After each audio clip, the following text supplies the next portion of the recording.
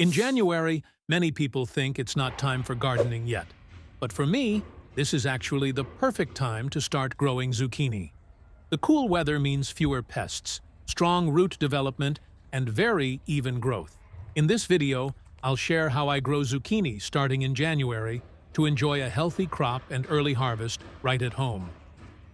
However, there's one problem that many of you often run into. The plant is still very small, yet it starts flowering too early. The leaves begin to turn yellow, and the plant suddenly looks weak.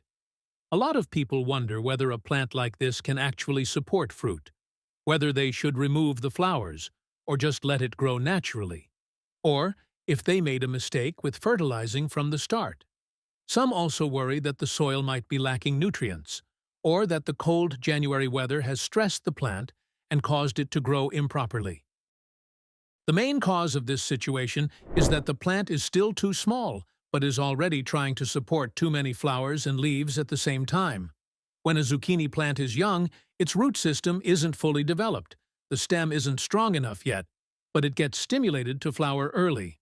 As a result, all the plant's nutrients are spread thin to feed the flowers, the leaves, and the growing tip.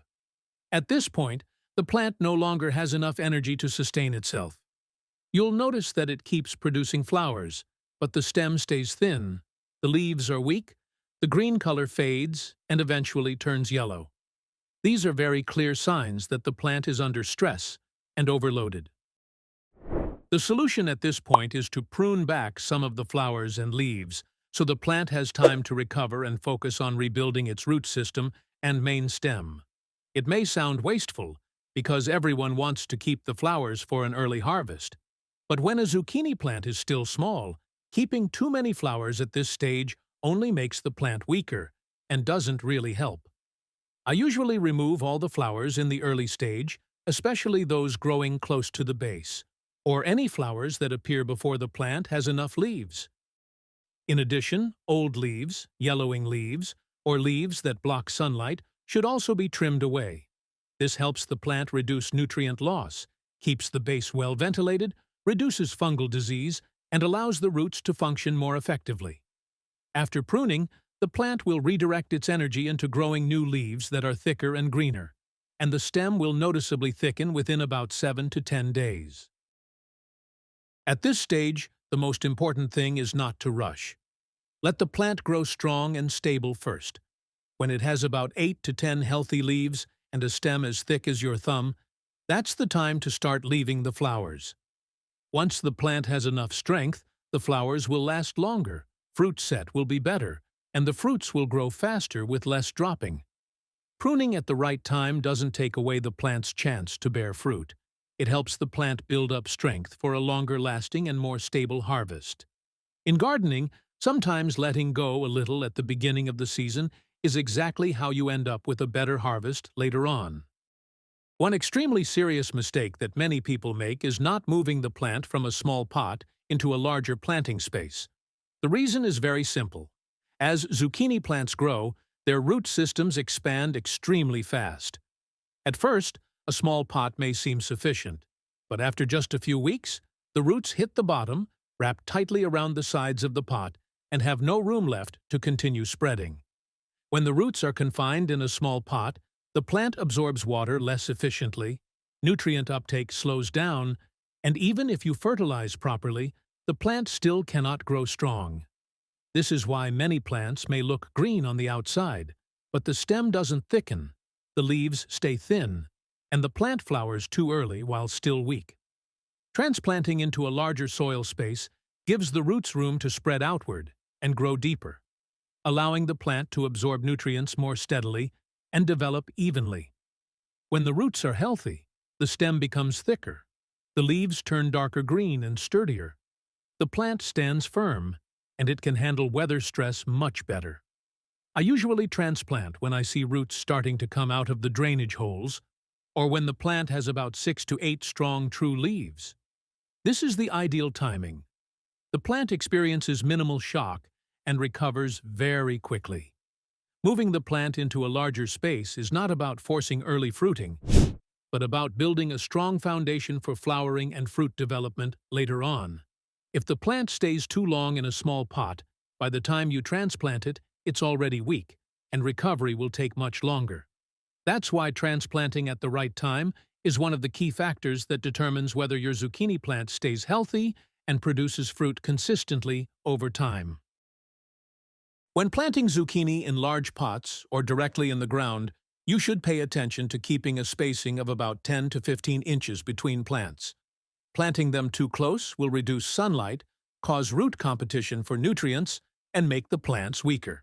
If you're growing in containers, the pot radius should be roughly the same so the roots have enough space to develop and the plant can grow stronger and healthier. After the plant has been moved into a larger pot and excess flowers and leaves have been pruned, the next important step is providing nutrients in the right way. At this stage, I always prioritize using kitchen waste, organic matter, instead of chemical fertilizers.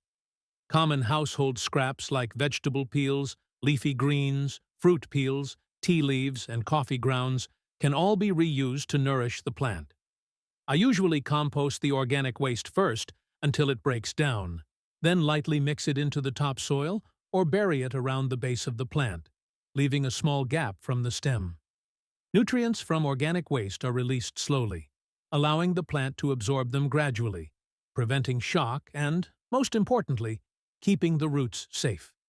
With chemical fertilizers, plants may turn green quickly in the short term, but the roots can become weak, the soil can become compacted, and the plant may become highly dependent on fertilizer later on. For zucchini, what matters most isn't fast growth, but steady, healthy development from the inside out.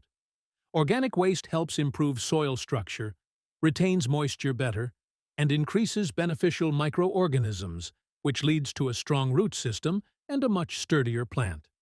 After about 1 to 2 weeks, you'll notice new leaves growing thicker, darker green, and the stem becoming noticeably sturdier, all without the need for heavy feeding.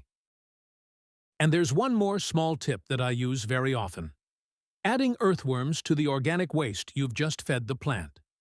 Earthworms are truly silent, but incredibly effective soil workers. When worms consume organic matter, they break nutrients down into forms that plants can absorb immediately. Worm castings are loose and crumbly, rich in beneficial microorganisms, and completely safe for plant roots.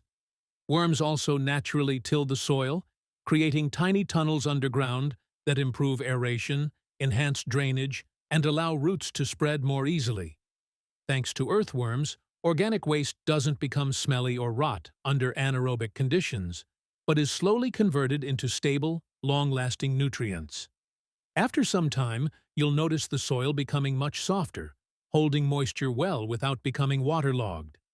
At this stage, zucchini plants grow very steadily, with thick, dark green leaves, strong stems, and very little yellowing or plant stress.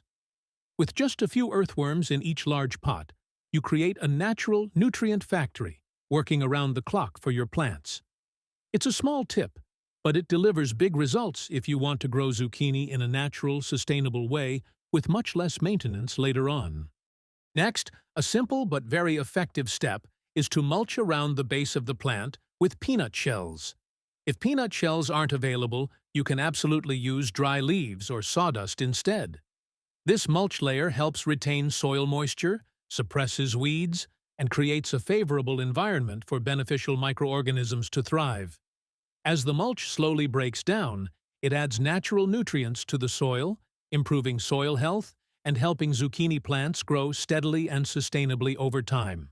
When a zucchini plant has just been transplanted from a small pot into the ground or a larger container, it is usually still very weak. At this stage, the root system hasn't had time to anchor firmly in the new soil.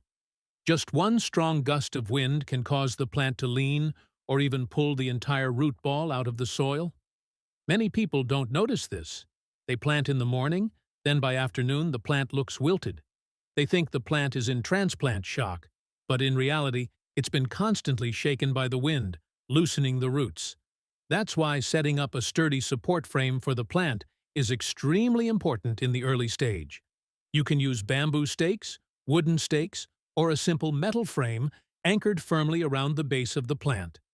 It doesn't need to be complicated, just strong enough to keep the stem upright and prevent it from shaking in the wind. I usually tie the stem with a soft string, loosely tied so it doesn't damage the stem while still keeping the plant stable. Once the plant is no longer being rocked at the base, the roots can grow much faster, anchor deeper into the soil, and the plant will recover noticeably within just a few days. After about 10 to 15 days, when the plant is standing firmly, with greener leaves and a thicker stem, you can remove some of the support or adjust it as needed. A simple support structure can help the plant get through its weakest stage, avoid many potential risks, and build a strong foundation for healthy growth later on. And don't forget to water the plant regularly.